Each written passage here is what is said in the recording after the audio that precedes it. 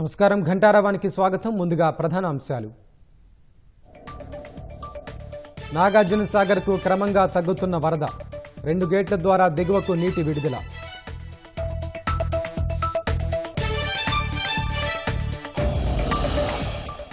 ప్రపంచంతో పోటీ పడేలా కొత్త క్రీడా విధానం. ఒలింపిక్స్లో పతకాలు సాధించడమే లక్ష్యమన్న సీఎం.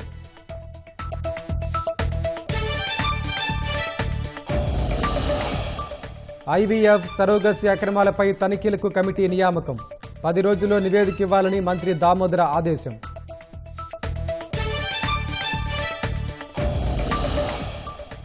హైదరాబాద్ విజయవాడ మధ్య గ్రీన్ఫీల్డ్ ఎక్స్ప్రెస్ హైవే. ప్రయాణ సమయం సగానికి తగ్గుతుందన్న నితిన్ గడ్కరీ.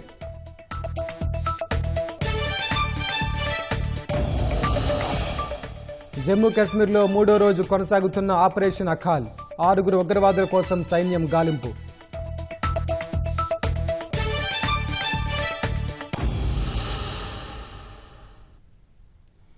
నాగార్జున సాగర్ ప్రాజెక్టుకు క్రమంగా వరద ప్రవాహం తగ్గుతోంది. ఉదయం వరకు 10 గేట్లతో నీటిని విడుదల చేసిన అధికారులు పైనుంచి ప్రవాహం తగ్గడంతో ఆధారంగా 8 గేట్లను మూసివేశారు.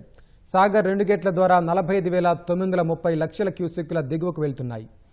సాగర్ పూర్తి నీటి మట్టం 590 అడుగులు కాగా ప్రస్తుతం 585.80 అడుగుల మేర ఉన్నాయి.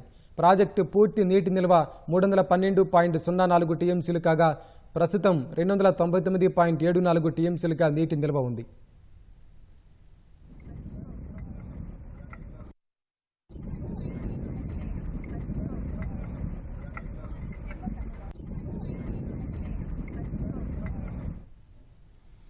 నాగార్జున సాగర్ వద్ద వరద కొనసాగుతోంది. ప్రస్తుతం 2 గేట్ల ద్వారా నీటిని దిగువకు వదులుతున్నారు.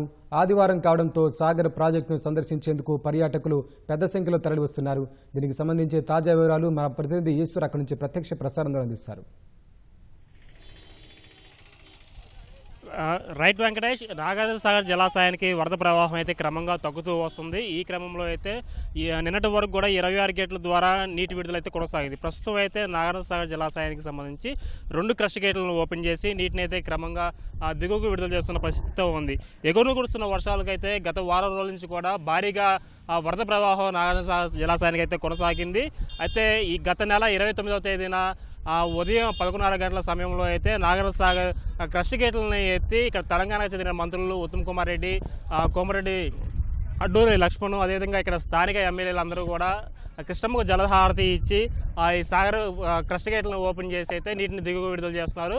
గత నెల 29వ తేదీ నుంచి నిన్నటి వరకు కూడా 26 క్రష్ గేట్ల ద్వారా కూడా నీటిని విడుదల చేశారు. అయితే నిన్నటి నుంచి ఈ నాగార్జున సాగర్ జలాశయానికి క్రమంగా నీటి ప్రవాహం అనేది తగ్గడంతో ప్రస్తుతం అయితే 2 గేట్ల ద్వారానైతే నీటి విడుదల కొనసాగుతుంది.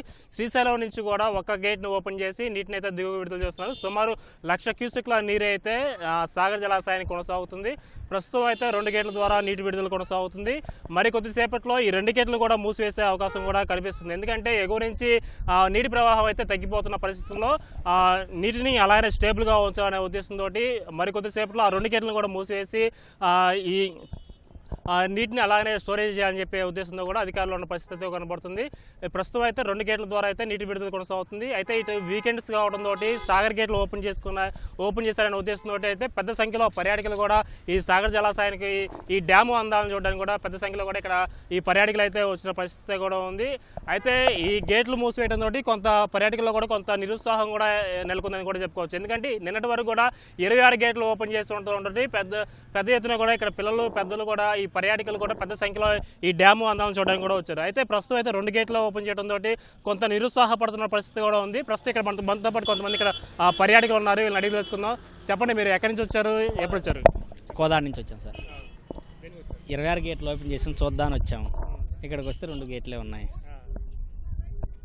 చెప్పండి, మీరు ఎక్కడి నుంచి వచ్చారు? సార్ మాది కోదాడ సార్, మాది కోదాడ పక్కన గ్రామం సార్. అలా మేము సాగర్ గేట్లు క్రష్ గేట్లు ఓపెన్ చేసి 26 గేట్లు చూద్దామని వచ్చినాం. అలాగే 20 గేట్లు క్లోజ్ చేయడం వల్ల మాకు నిరాశ ఉంది. అయినా కానీ 2 గేట్లు చూస్తాం, దానికి సంతోషిస్తున్నాం. మాది కోదాడ అండి. 26 క్రష్ గేట్లు తీశారని వచ్చాము, కానీ మూయడం వల్ల కొంచెం నిరుత్సాహపడుతున్నాం. మేము చిలుకూరు నుంచి వచ్చామండి. 26 గేట్లు లేపారని సందర్శిద్దామని వచ్చాము. ఇక్కడికి వచ్చా కొద్దిగా నిరుత్సాహంగా ఉన్నాము, గేట్లు తగ్గాయి కాబట్టి. చెప్పండి, ఇంకా మనతో పాటు కొంతమంది ఫ్యామిలీతో కూడా చిన్నపిల్లలను తీసుకొని మహిళలు కూడా పెద్ద సంఖ్యలో వచ్చారు. చెప్పండి, మీరు ఎక్కడి నుంచి వచ్చారు? మాది మంచిర్యాల అండి. మేము ఇక్కడ పవర్ ప్లాంట్లో వర్క్ చేస్తాను. వీకెండ్ కదా అని చూడడానికి వచ్చాను. పర్లేదు బాగానే ఉంది, కానీ గేట్లన్నీ తెరిచి ఉంటే ఇంకా బాగుండేదేమో. ఇంకా చూడాలి, ముంగడికి వెళ్ళి ఇంకా చూడాలి, ఏమైనా లొకేషన్స్ ఏమైనా ఉన్నాయి చూడాలి. ఇంకా ఈ సాగర్ ప్రాజెక్టుకి నిన్నటి వరకు కూడా గత 5 రోజుల నుంచి కూడా 26 క్రష్ గేట్లను ఓపెన్ చేసి నీటి విడుదల అయితే కొనసాగుతుంది. అయితే వరద ప్రవాహం తగ్గడంతో ఉదయం నుంచి కూడా ఒక్కొక్క గేట్ని తగ్గించుకుంటూ కూడా వస్తున్నారు. నిన్న మధ్యాహ్నం వరకు కూడా 26 గేట్ల ఓపెన్ చేసి నీటి విడుదల అయితే కొనసాగింది. నిన్న సాయంత్రం నుంచి కూడా ఒక్కొక్క గేట్ని తగ్గించుకుంటూ 22 గేట్లు, 20 గేట్లు, 18 గేట్లు, 16 గేట్లు అలా ఒక్కొక్క గేట్ని తగ్గించుకుంటూ కూడా క్రమంగా తగ్గించుకుంటూ వచ్చారు. ప్రస్తుతం అయితే 2 గేట్ల ద్వారా అయితే నీటి విడుదల అయితే కొనసాగుతుంది. మరికొద్దిసేపట్లో అయితే ఆ 2 గేట్లు కూడా మూసివేసి ఆ నీటిని అంతా కూడా అలానే స్టోరేజ్ నిల్వ చేయడానికి కూడా అధికారులు సన్నద్ధం చేస్తున్నారు. ఇప్పటి వరకు కూడా నాగార్జున సాగర్ పూర్తి స్థాయి నీటి మట్టం 590 అడుగులుగా ఉంటుంది. అయితే ప్రస్తుతం అయితే 585 అడుగుల మేర అయితే నీటి నిల్వ ఉంది. అయితే ఇదే అడుగుల సామర్థ్యాన్ని ఇలానే కొనసాగాలని చెప్పి కూడా అధికారులు సన్నద్ధాలు చేస్తున్నారు. 585 అడుగుల స్టేబుల్గా నీటిని అయితే ఇలానే నిల్వ ఉంచాలని చెప్పే ఉద్దేశంతో మరి కొద్దిసేపట్లో ఆ 2 గేట్లు కూడా మూసివేసి యథావిధిగా 585 అడుగుల నీటి మట్టాన్ని అయితే కొనసాగించాలని చెప్పి కూడా అధికారులు భావిస్తున్నారు. ప్రస్తుతం అయితే ఇక్కడ ఈ డ్యామ్ దగ్గర కూడా భారీగా జనసంద్రోహం ఉంది. అదేవిధంగా సందడి వాతావరణం కూడా నెలకొందని చెప్పుకోవచ్చు. ఇతర వివిధ ప్రాంతాల నుంచి కూడా ఇటు హైదరాబాద్ నుంచి ఇటు గుంటూరు, పల్నాడు జిల్లా నుంచి కూడా పెద్ద సంఖ్యలో ఈ సాగర్ డ్యామ్ వద్ద అయితే పర్యాటకులు వచ్చిన పరిస్థితి కూడా ఉంది. ప్రస్తుతం అయితే 2 గేట్ల ద్వారా అయితే నీటి విడుదల కొనసాగుతుంది. మరి కొద్దిసేపట్లోనే ఈ 2 గేట్లను కూడా మూసివేసే అవకాశం కూడా కనిపిస్తుంది. ఇది ఇక్కడ ఉన్న తాజా సమాచారం. Over to you. ధన్యవాదాలు ఈశ్వర్. ప్రపంచంతో పోటీ పడేందుకు నూతన క్రీడా విధానాన్ని రూపొందించినట్లు ముఖ్యమంత్రి రేవంత్ రెడ్డి అన్నారు. ఒలింపిక్స్లో పతకాలి లక్ష్యమన్న ఆయన 2026లో ఖేలో ఇండియా క్రీడల ఆతిథ్యానికి అవకాశం ఇవ్వాలని కేంద్రాన్ని కోరారు. తెలంగాణ స్పోర్ట్స్ కాంక్లేవ్ సందర్భంగా క్రీడా పాలసీని ఆవిష్కరించారు. పలువురు ప్రముఖ క్రీడాకారులు హాజరయ్యారు. క్రీడల్లో తెలంగాణను ప్రపంచ స్థాయిలో నిలపడమే తమ ప్రభుత్వ లక్ష్యమని ముఖ్యమంత్రి రేవంత్ రెడ్డి పునరుద్ఘాటించారు. పోరాటాలు చైతన్యానికే కాదు, క్రీడలకు సైతం తెలంగాణ అడ్డా అని స్పష్టం చేశారు. హైదరాబాద్ హెచ్ఐసిసిలో ఏర్పాటు చేసిన తెలంగాణ స్పోర్ట్స్ కాంక్లేవ్లో స్పోర్ట్స్ పాలసీని క్రీడా శాఖ మంత్రి వాకిటి శ్రీహరితో కలిసి సీఎం ఆవిష్కరించారు. 15 ఏళ్లుగా క్రీడలకు ప్రాధాన్యం తగ్గిందన్న ముఖ్యమంత్రి తమ హయాంలో పూర్వవైభవం తెచ్చేందుకు కృషి చేస్తున్నట్లు పేర్కొన్నారు. నూతన క్రీడా విధానంతో రాష్ట్రంలో కొత్త అధ్యాయం మొదలుకానుందని వివరించారు.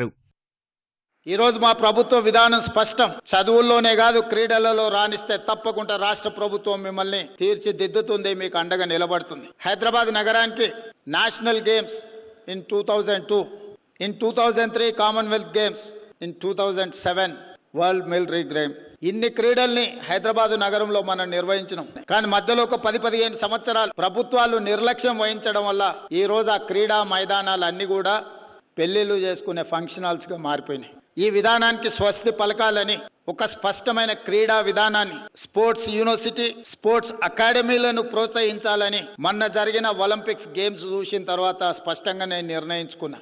తెలంగాణ రైజింగ్ 2047లో స్పోర్ట్స్ పాలసీ కూడా ఒక చాప్టర్ పెట్టి సమాజంలో సక్సెస్ స్టోరీ ఉన్న వాళ్ళని అందరినీ ఈరోజు ఒక వేదిక మీదకి తీసుకొచ్చినాం. గ్రామీణ ప్రాంతాలలో ఉన్న క్రీడాకారులను ప్రోత్సహించడానికి వాళ్ళు వినియోగిస్తారని, వాళ్ళ వైపు నుంచి మద్దతు ఉంటుందని ఈరోజు వాళ్ళందరినీ కూడా సగర్వంగా ఈ వేదిక మీద కూర్చోబెట్టి తెలంగాణ రాష్ట్ర ప్రభుత్వం వాళ్ళను గౌరవిస్తుంది. క్రీడా పాలసీని 5 దశల్లో ముందుకు తీసుకెళ్తున్నామని రాష్ట్ర క్రీడల శాఖ మంత్రి వాకిటి శ్రీహరి తెలిపారు. దీర్ఘకాలిక దృష్టితో క్రీడల అభివృద్ధి, ఉపాధి మార్గాలు, క్రీడా వాతావరణాన్ని పెంచడం వంటి కార్యక్రమాలను చేపడుతున్నామని వివరించారు. కాంక్లేవ్ ప్రారంభించిన తర్వాత 2 ప్యానెల్ డిస్కషన్స్ నడిచాయి. అందులో గగన్ నారంగ్, అంజు బాబీ జార్జ్, అభినవ్ బింద్రా, రవికాంత్ రెడ్డి, నీలం బాబర్ దేశాయ్, అదిలి సుమరివాలా వంటి క్రీడాకారులు తమ అభిప్రాయాల్ని వ్యక్తం చేశారు. కొంతమంది క్రీడాకారులకు నగదు ప్రోత్సాహకం అందించారు. రీసెంట్గా జరిగిన ఏషియన్ ఛాంపియన్షిప్ కొరియాలో జరిగిన దాంట్లో నేను గోల్డ్ మెడల్ గెలిచాను హెప్టాథ్లన్ ఈవెంట్లో.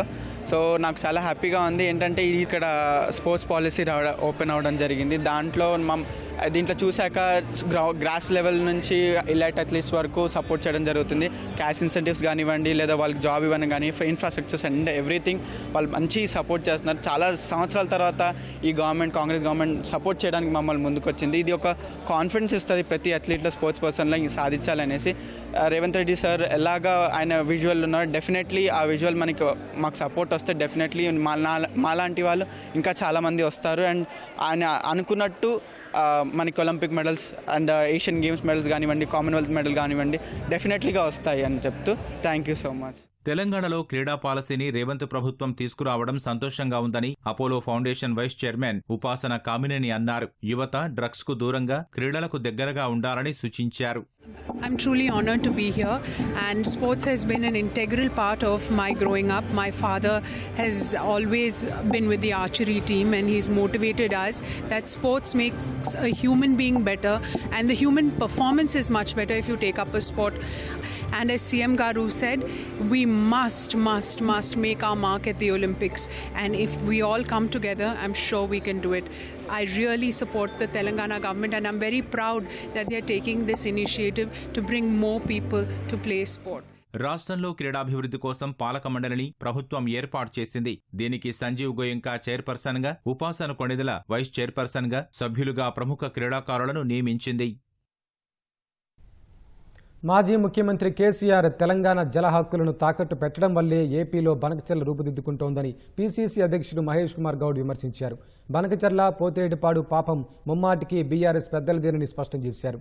దేశంలో తెలంగాణ మోడల్ ఓవైపు, విద్వేషపు మోడల్ మరోవైపు ఉన్నాయని కాంగ్రెస్ రాష్ట్ర వ్యవహారాల ఇన్ఛార్జ్ మీనాక్షి నటరాజన్ పేర్కొన్నారు. బీసీ రిజర్వేషన్ పెంపునకు ఢిల్లీలో జరిగే ధర్నాకు పెద్ద ఎత్తున తరలి రావాలని నిజామాబాద్ జిల్లాలో సాగిన జనహిత పాదయాత్రలో నేతలు పిలుపునిచ్చారు. రాష్ట్రంలో కాంగ్రెస్ చేపట్టిన జనహిత పాదయాత్ర మూడో రోజు నిజామాబాద్ జిల్లా ఆర్మూర్లో సాగింది.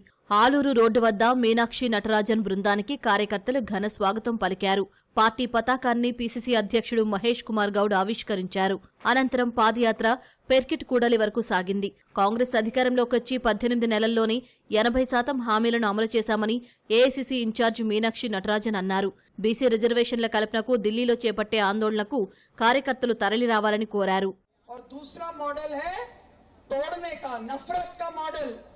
जिसमें कि आपको और हमको वोट डालने का अधिकार भी नहीं रह जाएगा, गरीबों को वोट डालने का अधिकार नहीं रह जाएगा. और उससे अगर लड़ना है तो तेलंगाना जैसे राज्य में हमको सामाजिक न्याय की नई इबारत खड़ी करनी है कि हम सब कोशिश करेंगे कि तेलंगाना में एक नई शुरुआत हो. जो 18 महीने पहले आपने विश्वास दिखाया वो पूरे 5 साल तो रहेगा, अगले 5 साल भी आप सबका आशीर्वाद मिले. बहुत बहुत धन्यवाद. తెలంగాణ హక్కులను కేసీఆర్ కాలరాయడం వల్లే గోదావరి, కృష్ణా జలాల్లో రాష్ట్ర వాటాకు గండిపడిందని పీసీసీ అధ్యక్షుడు మహేష్ కుమార్ గౌడ్ ఆరోపించారు. బీసీ రిజర్వేషన్లు తాము తీసుకొస్తే కవిత ఎందుకు సంబరాలు చేసుకుంటున్నారని మహేష్ కుమార్ ప్రశ్నించారు. 10 ఏళ్లు కేసీఆర్ పాలన చేసిండు, అప్పుల పాలు చేసిండు. 8 లక్షల అప్పు చేసి ఫామ్ హౌస్ లో పడుకున్నాడు. భారం రేవంత్ రెడ్డి మీద పడ్డది. అప్పు 6,000 కోట్లు నెల కడుతూనే మీకు ఇందిరమ్మ ఇల్లు ఇస్తా ఉన్నాము, 40 లక్షల చక్కెర క్యారెట్లు ఇచ్చాము, సన్న బియ్యం ఇస్తా ఉన్నాము. కేసీఆర్ కి అధికారం పోయిందని నిద్ర రావట్లే. కేటీఆర్ అయితే పిచ్చోడై తిరుగుతా ఉన్నాడు. అబద్ధాల మీద అబద్ధాలు ఆడుతున్నారు. అధికారం పోయింది, మనసును పట్టట్లే. ఇరిగేషన్ ప్రాజెక్టుల మీద అబద్ధాలు ఆడుతా ఉన్నారు. బనకచర్ల పాపం కేసీఆర్దే. తెలంగాణ హక్కుల్ని కాల రాసినారు కాబట్టే ఇలా బనకచర్ల రూపుదిద్దుకోబోతా ఉంది. ప్రభుత్వం చేపడుతున్న సంక్షేమ అభివృద్ధి కార్యక్రమాలు, వాటి వల్ల ప్రయోజనం పొందిన లబ్ధిదారుల సమాచారాన్ని గడప గడపకు తీసుకెళ్లాలని మంత్రి దామోదర రాజనరసింహ సూచించారు. స్థానిక సంస్థల ఎన్నికల్లో గెలుపొందేందుకు పార్టీ శ్రేణులు సమన్వయంతో పనిచేయాలని నిర్దేశించారు. మనము చేపట్టిన పథకాలు, రుణమాఫీ, అదే రకంగా గృహజ్యోతి, ఇందిరమ్మ ఇల్లు అంటే అన్ని జగలు ఇచ్చినప్పుడు అన్ని కాన్సెల్కి వచ్చింది, కానీ మనకు సమాచారము లేదు. ఏ పథకాలైతే మనం చేపట్టినామో ఆ పథకాలు, ఆ లబ్ధిదారుల లిస్టు ఆ గ్రామంలో ఇందిరమ్మ కమిటీ కానీ కాంగ్రెస్ కార్యకర్తలే కానీ మనం చెప్పలేకపోతున్నాం. రాబోయే స్థానిక సంస్థ ఎన్నికల్లో ఈ సమాచారాన్ని తీసుకొని మన కాంగ్రెస్ కార్యకర్త, మన కమిటీ గ్రామంలో కూర్చొని ప్రతి ఇంటికి పోయి ప్రతి ఇంటిని కట్టి వారికి అయ్యా నీకు రుణమాఫీ జరిగింది, నీకు గృహజ్యోతి వచ్చింది, నీకు సీఎంఆర్ఎఫ్ వచ్చింది, నీకు ఎల్ఓసి వచ్చింది అని చెప్పే స్థాయిలో మనం ఉండాలి. ఆలూరు మండల కేంద్రంలో ఇవాళ కాంగ్రెస్ నేతలు శ్రమదానం నిర్వహిస్తారు.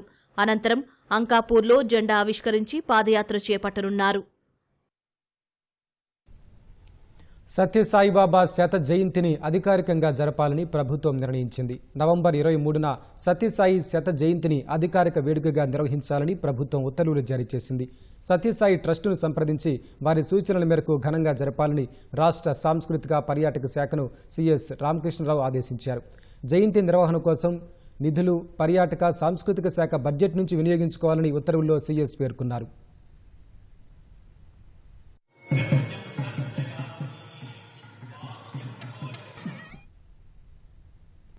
హైదరాబాద్ విజయవాడ మధ్య గ్రీన్ఫీల్డ్ ఎక్స్ప్రెస్ హైవే నిర్మించనున్నట్లు కేంద్ర ఉపరితల రవాణా శాఖ మంత్రి నితిన్ గడ్కరీ తెలిపారు. ఈ రహదారితో 5 గంటల ప్రయాణం సగానికి తగ్గుతుందన్నారు. ఆంధ్రప్రదేశ్ మంగళగిరిలో జరిగిన జాతీయ రహదారుల శంకుస్థాపనలు ప్రారంభోత్సవాల కార్యక్రమంలో గడ్కరీ ఈ మేరకు ప్రకటన చేశారు. हैदराबाद विजयवाड़ा 6 लेनिंग जो है इसका काम हमने शुरू किया है. इसमें बहुत एक्सीडेंट होते हैं और ये रोड पर 50,000 पीसीयूज ट्रैफिक है. ये पूरा करेंगे. इससे हैदराबाद से विजयवाड़ा 5 घंटे का समय 2.5 घंटे में आएगा. యూనివర్సల్ సృష్టి క్లినిక్ సరోగసి మోసాల కేసులో మరో 3 అరెస్టు చేసినట్లు ఉత్తర మండల డీసీపీ రష్మి పెరుమాళ్ తెలిపారు. ఈ కేసులో మొత్తం అరెస్టైన వారి సంఖ్య 11కు చేరింది. చెంచల్గూడ జైల్లో రిమాండ్ ఖైదీలుగా ఉన్న విశాఖపట్నానికి చెందిన కళ్యాణి, అసోంకు చెందిన ధనశ్రీని పోలీసులు కస్టడీకి తీసుకున్నారు. కళ్యాణి ఫోన్లో శిశువులను విక్రయించే ఏజెంట్ల వివరాలున్నట్లు తెలిసింది. నిందితుల నుంచి స్వాధీనం చేసుకున్న సెల్ ఫోన్లను ఫోరెన్సిక్ ల్యాబ్కు పంపి ఆధారాలను గుర్తించేందుకు పోలీసులు చర్యలు చేపట్టారు. డాక్టర్ నమ్రత అడ్డదారిలో డబ్బు సంపాదించేందుకు 4-5 రాష్ట్రాల్లో ఐవీఎఫ్ క్లినిక్స్ను ప్రారంభించినట్లు గుర్తించారు.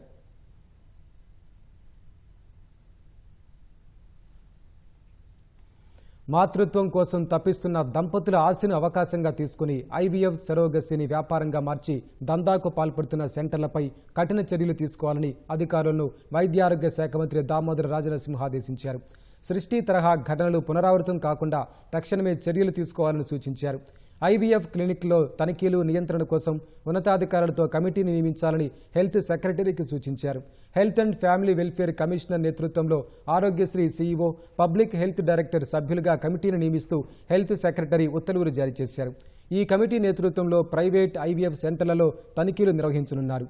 ఆయా సెంటర్లపై ఇదివరకే నమోదైన కేసుల వివరాలు సేకరించనున్నారు. ఆయా సెంటర్ల అనుమతులు, రిజిస్ట్రేషన్ల వ్యాలిడిటీ వంటి అంశాలను కమిటీ సభ్యులు పరిశీలించనున్నారు. ఈ ప్రక్రియను 10 రోజుల్లో పూర్తి చేసి నివేదిక అందించాలని కమిటీని ప్రభుత్వం ఆదేశించింది. ఉప ముఖ్యమంత్రి భట్టి విక్రమార్క నాగర్ కర్నూలు జిల్లా కొల్లాపూర్లో పలు అభివృద్ధి కార్యక్రమాలకు శంకుస్థాపన చేశారు. పర్యాటక శాఖ మంత్రి జూపల్లి కృష్ణారావుతో కలిసి సోమశిల పర్యాటక కేంద్రాన్ని సందర్శించారు. పక్కనే ఉన్న కృష్ణానదిలో లాంచీ, స్పీడ్ బోట్లలో సరదాగా పర్యటించారు. అనంతరం గ్రామంలోని పర్యాటక శాఖ అతిథి గృహంలో జిల్లా స్థాయి రెవెన్యూ, ఇరిగేషన్, విద్యుత్ శాఖ అధికారులతో సమీక్ష నిర్వహించారు. భూభారతితో రైతులకు ఎలాంటి ఇబ్బందులు కలగకుండా చర్యలు తీసుకోవాలని రెవెన్యూ అధికారులను ఆదేశించారు. జిల్లాల్లో ఉన్న పెండింగ్ ప్రాజెక్టులను పూర్తి చేసి సాగుకు, రైతులకు ఎలాంటి ఇబ్బందులు లేకుండా చర్యలు తీసుకోవాలని ఇరిగేషన్ అధికారులకు సూచించారు. సంక్షేమ పథకాలు పేద ప్రజలందరికీ సక్రమంగా అందేలా చూడాలని అధికారులకు ఆదేశాలు జారీ చేశారు. నాగర్ కర్నూలు జిల్లా పాతాళగంగా వద్ద కృష్ణానదిలో కొట్టుకుపోతున్న వ్యక్తిని బోటులో వెళ్లి స్థానికులు కాపాడారు. హైదరాబాద్ నుంచి వచ్చిన 4 వ్యక్తులు ఈత కోసం నదిలో దిగారు. ఇందులో ఒకరు ఒడ్డు నుంచి నదిలోకి వెళ్లాడు. నీటి ప్రవాహం అధికంగా ఉండటంతో ఆ వ్యక్తి నదిలో కొట్టుకుపోయాడు. ఇది గమనించిన మిగిలిన 3 మిత్రులు కాపాడాలని కేకలు పెట్టారు. బోటుపై సందర్శకులను తీసుకెళ్లే వాళ్ళు గమనించి కొట్టుకుపోతున్న వ్యక్తిని కాపాడారు. త్రుటిలో ప్రమాదం తప్పడంతో అందరూ ఊపిరి పీల్చుకున్నారు. వ్యక్తిని కాపాడిన లక్ష్మయ్య, గోపాల్ను అక్కడున్న వారు అభినందించారు.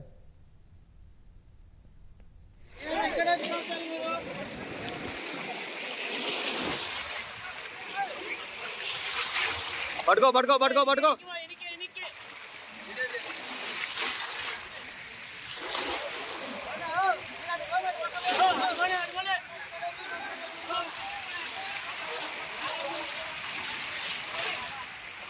ఈద రానప్పుడు ఎందుకు వస్తారా మీరు?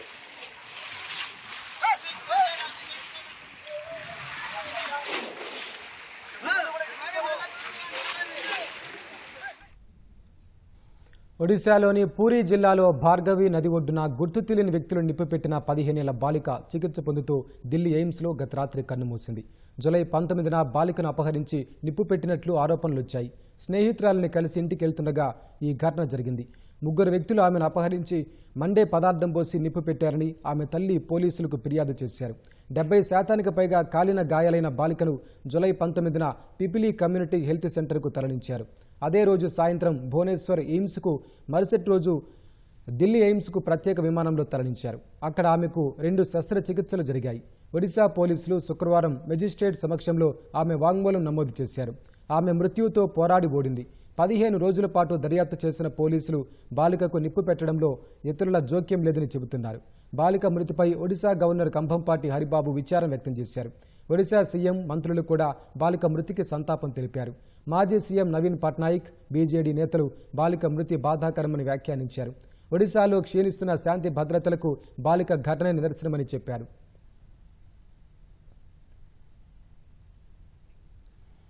జమ్మూ కాశ్మీర్ కుల్గాం జిల్లాలో 3వ రోజు ఆపరేషన్ అకాల్ కొనసాగుతోంది. దేవసర్ కుల్గాంలో 2 రోజులుగా ముష్కరుల కోసం వేట కొనసాగిస్తున్న భద్రతా బలగాలు ఇప్పటి వరకు 4గురిని మట్టుబెట్టాయి. మరో 6గురు ఆ ప్రాంతంలో ఉన్నట్లు భావిస్తున్నారు. శనివారం ఉదయం నుంచి రాత్రి వరకు జరిగిన ఎదురుకాల్పులు చీకటి కారణంగా రాత్రి నిలిచిపోయాయి. 2 రోజులుగా అకాల్ అటవీ ప్రాంతాన్ని అష్టదిగ్బంధనం చేసిన సాయుధ బలగాలు 3వ రోజైన ఆదివారం ఉదయం మళ్లీ వేట మొదలుపెట్టాయి. పేలుళ్లు, కాల్పుల మోతతో దేవసర్ కుల్గాం ప్రాంతంలో మారుమోగుతోంది. ఎలైట్ పారా ఫోర్సెస్ గగనతల నిఘా సాయంతో ఈ ఆపరేషన్ కొనసాగుతున్నట్లు అధికారులు తెలిపారు. 3 రోజులుగా జరుగుతున్న ఈ పోరాటంలో ఒక జవాన్ గాయపడినట్లు చెప్పారు.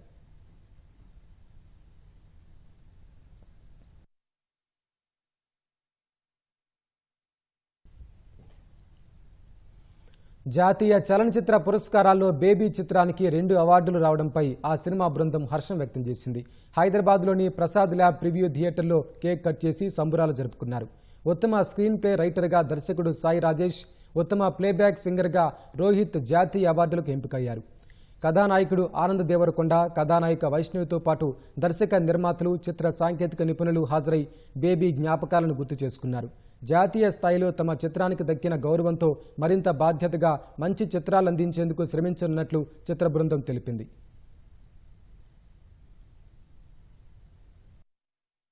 ప్రేమిస్తున్నా అన్న పాట నాకు ఇచ్చారు. ఈ సాంగ్ నాకు డూ ఆర్ డై సిట్యుయేషన్ లాంటి సాంగ్ అని చెప్పి, అండ్ నా 100% బెస్ట్ ఇచ్చి పాడదాం అనుకున్నాను. నేషనల్ అవార్డ్ వచ్చిందంటే నాకు feel very very grateful and thank you so much. Very grateful and proud ఈ సినిమాలో నేను పాట అయినందుకు. బేబీ సినిమానే కాకుండా ప్రేమిస్తున్న సాంగ్ కూడా నాకు చాలా క్లోజ్ టు మై హార్ట్. ఎందుకంటే డే 1 నుంచి ఈ సాంగ్ వింటూనే మేము మూడ్లో ఉండి షూటింగ్ అంతా చేసాం ఎండ్ వరకు. ఆ సాంగ్కి, ఈ మూవీకి నేషనల్ అవార్డ్ వచ్చినందుకు ఐఎమ్ వెరీ వెరీ గ్రేట్ఫుల్. ఇండస్ట్రీలోకి వస్తే నాకు ఇంటర్నేషనల్ సినిమాలు అవి ఇవి చూడడం చాలా ఇష్టం. దాంట్లో ఈ లీవ్స్ ఉంటాయి కదా, లీవ్స్ ఉండి Cannes film festival, Oscar awards, ఈ అవార్డ్స్, ఆ అవార్డ్స్ వచ్చినాయని నా సినిమాకి ఎప్పుడు పడతాయి అని అనిపిస్తుండే. బేబీకి వచ్చినాయి. You can put those leaves and say national award winning director. Such a big achievement and I hope for every movie that you do. తను రికార్డ్ చేసిన టైం, ఆ మూమెంట్స్ నాకు ఆ రోజు తెలిసి సినిమా బ్లాక్ బస్టర్ అవబోతుంది అన్న ఒక ఫీలింగ్ వచ్చేసింది. పర్సనల్గా నిన్న టీవీ చూస్తున్నప్పుడు లైవ్లో ఫస్ట్ స్క్రీన్ ప్లే అనౌన్స్ చేశారు. హ్యాపీగా ఉన్నా. ప్రేమిస్తున్న రోహిత్ అని చూడగానే నాకు డబుల్ హ్యాపీ అనిపించింది. అసలు the song deserves and Rohit deserves. I'm super happy for you.